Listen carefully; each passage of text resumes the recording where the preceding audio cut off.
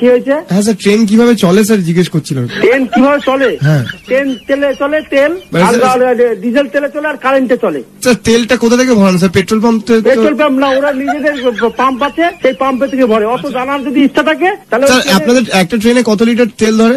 আমি বলতে পারবো না, ওরা ডিআরএম কে জিজ্ঞাসা করো। ডিআরএম আপনারা কত করে মাইলেজ দেন? মাইলেজ কত দেয় স্যার? পাগল টাগল হয়ে গেল নাকি তুমি? ট্রেনের মাইলেজ হবে না স্যার? এটা পুলিশ কন্ট্রোল রুম। এই নাম্বারে তুমি ফোন করবে না।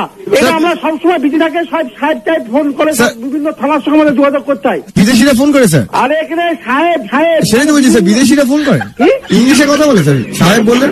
তোমার নাম কি বলো তো? নাম্বারটা বলতো, মোবাইল নাম্বার। হ্যাঁ স্যার, আমার নাম স্যার রোহিত ঘোষ স্যার। তুমি কি আমাদের সঙ্গে ইয়ার্কি মারছো নাকি? স্যার আপনি বড়।